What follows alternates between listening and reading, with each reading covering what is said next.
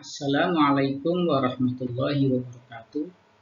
Saya Humaydi Hamid, dosen di Prodi Ekonomi Syariah Fakultas Agama Islam Universitas Muhammadiyah Yogyakarta.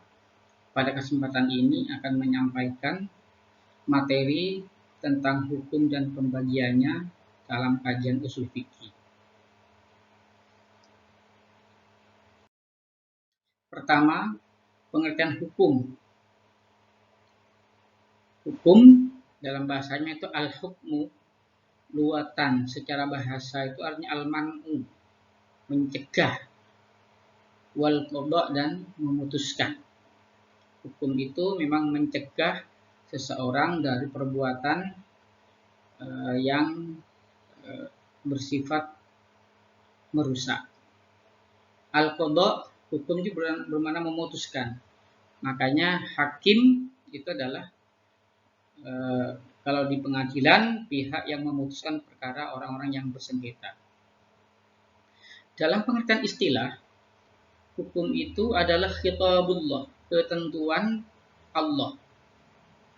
Jadi yang namanya hukum itu adalah ketentuan Allah yang bersifat langsung, yaitu yang terdapat di dalam Al-Quran sebagai wahyu Allah, juga yang terdapat di dalam sunnah Rasulullah Shallallahu Alaihi Wasallam, karena Rasulullah itu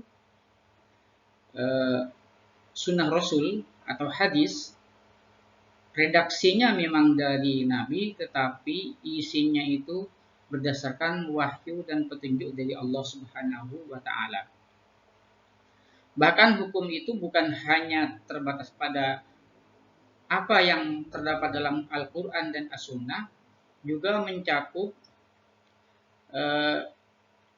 hukum-hukum yang ditetapkan berdasarkan ijma, qiyas, istihsan, maslahah mursalah, saddu dzari'ah, dan dalil-dalil hukum yang lain, karena dalil tersebut merupakan dalil pendukung dari Al-Quran dan Sunnah Rasulullah Shallallahu Alaihi Wasallam.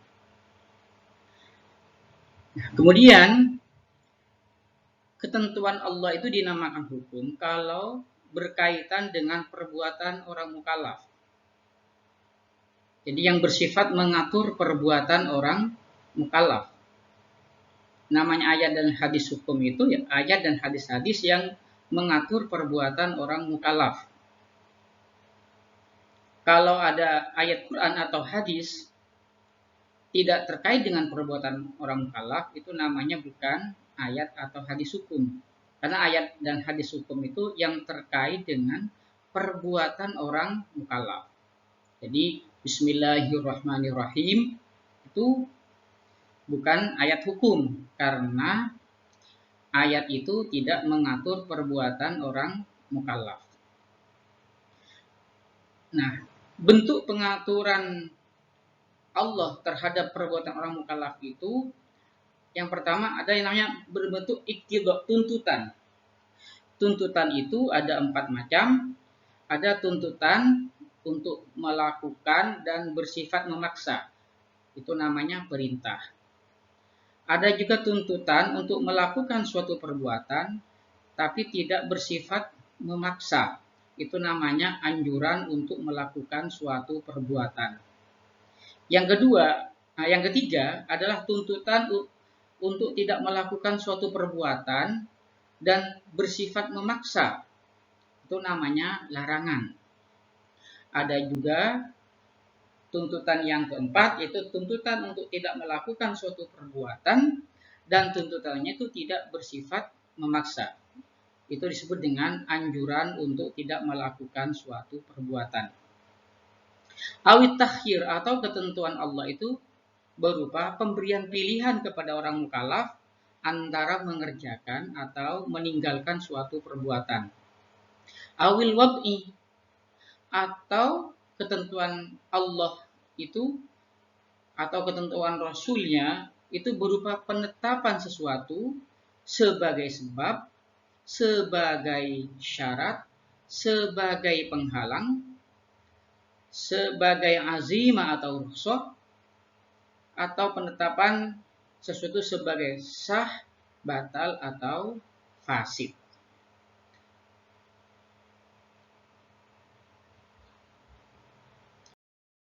Berdasarkan definisi hukum di atas, maka para ulama usul fikih membagi hukum itu menjadi dua. Yang pertama adalah hukum taklifi. Hukum taklifi itu adalah hukum yang menuntut orang mukallaf untuk melakukan sesuatu, baik memaksa atau tidak, atau hukum yang menuntut orang mukallaf untuk meninggalkan suatu perbuatan, baik bersifat memaksa atau tidak, atau hukum yang memberikan pilihan antara mengerjakan dan meninggalkan suatu perbuatan. Sedangkan yang kedua yaitu hukum wad'i. Hukum wad'i itu adalah hukum yang menetapkan sesuatu sebagai sebab, sebagai syarat, sebagai penghalang, sebagai azimah atau rukhsah, sebagai perbuatan yang sah, batal atau fasid. Hukum taklifi berbeda dengan hukum wad'i. Kalau di dalam hukum taklifi itu terdapat pembebanan hukum, sedangkan di dalam hukum wad'i tidak ada pembebanan hukum. Kemudian perbedaan yang kedua, semua hukum taklifi itu berada dalam kemampuan orang mukallaf untuk melakukan atau tidak melakukannya. Sementara di dalam hukum wad'i ada yang berada dalam kemampuan orang mukallaf untuk melakukannya, ada yang di luar kemampuan orang mukallaf untuk melakukannya. Contoh yang dalam kemampuan orang mukallaf, misalnya akad nikah, itu merupakan sebab bagi halalnya hubungan suami istri.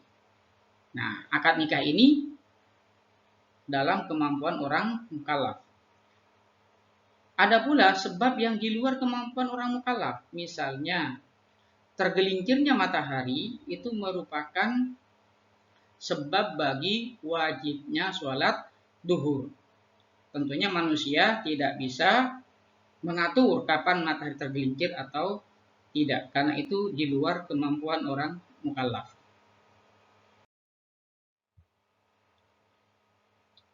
Nah, hukum taklifi itu ada 5 macam. Yang pertama itu adalah ijab. Ijab artinya mewajibkan.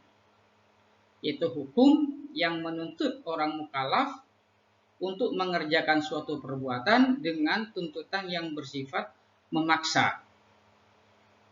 Atau hukum yang berisi perintah untuk melakukan suatu perbuatan. Nah, efek dari adanya ijab itu, maka hukum yang diperintahkan itu menjadi wajib. Sebagai misal, ada ayat aufu bil uqud, penuhilah janji-janji itu. Ayat ini berisi perintah untuk memenuhi janji. Efeknya adalah wajibnya memenuhi janji. Yang kedua, nadb. Nadb itu adalah hukum yang menuntut orang mukallaf untuk mengerjakan suatu perbuatan dengan tuntutan yang tidak bersifat memaksa atau tidak mengikat. Dengan kata lain, nadb itu berisi anjuran untuk melakukan suatu perbuatan. Efek dari adanya nadb itu adalah sunnahnya perbuatan yang dianjurkan. Contoh, ayat yang berisi anjuran, wa minal laili fatahajjad bihi nafilatan lak, dan pada sebagian malam bertahajudlah kau sebagai ibadah tambahan bagimu. Nah, ayat ini tidak memaksa, karena ini adalah sebagai ibadah tambahan. Efeknya apa? Sholat tahajud itu hukumnya sunnah. Yang ketiga yaitu tahrim. Tahrim itu adalah hukum yang berisi tuntutan untuk meninggalkan suatu perbuatan dengan tuntutan yang bersifat memaksa atau mengikat. Dengan kata lain, tahrim itu adalah hukum yang berisi larangan. Seperti ayat la yashhar qaumun min qaumin. Janganlah suatu kaum menghina kaum yang lain. Ayat ini berisi larangan menghina orang lain, berisi tahrim. Efeknya apa? Menghina orang lain itu hukumnya menjadi haram. Yang keempat, karoha. Karoha itu adalah hukum yang berisi tuntutan untuk tidak melakukan suatu perbuatan dengan tuntutan yang bersifat tidak memaksa. Dengan kata lain, berisi anjuran untuk meninggalkan suatu perbuatan. Efeknya adalah makruhnya perbuatan yang dianjurkan untuk ditinggalkan. Seperti ayat ini. La tas'alu an asya'a in tubda lakum tasukum. Janganlah kau bertanya sesuatu yang jika dijawab itu menyulitkanmu. Dengan demikian maka bertanya sesuatu yang kalau dijawab justru menyulitkan, maka itu hukumnya makruh.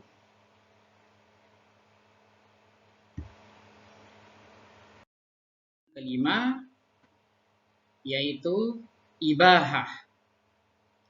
Ibahah itu adalah suatu hukum atau ketentuan Allah yang memberikan pilihan kepada orang mukallaf antara mengerjakan atau tidak mengerjakan suatu perbuatan. Efeknya, maka perbuatan yang diberikan pilihan untuk dikerjakan atau ditinggalkan itu hukumnya menjadi mubah.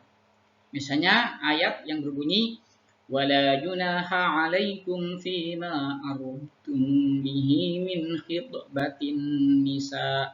Wala junaha 'alaikum, dan tidak ada dosa bagimu menyangkut hal-hal yang kau lakukan secara sindiran di dalam melamar atau meminang seorang perempuan yang sedang menjalani masa iddah karena ditinggal mati oleh suaminya. Jadi kalau ada perempuan menjalani masa iddah karena ditinggal mati suaminya, kalau dilamar terang-terangan tidak boleh. Saya menyatakan, Mbak, aku siap untuk menikahimu, itu nggak boleh. Tapi kalau secara sindiran, misalnya menyatakan, Mbak atau Bu, masih banyak laki-laki yang suka sama ibu. Gak usah bersedih hati. Itu namanya lamaran secara sindiran. Itu hukumnya boleh. Jadi boleh melamar secara sindiran, boleh pula tidak melamar. Tidak melamar berarti itu menyimpan keinginannya itu di dalam hati hingga perempuan tersebut habis masa iddahnya. Demikian hukum taklifi. Wassalamualaikum warahmatullahi wabarakatuh.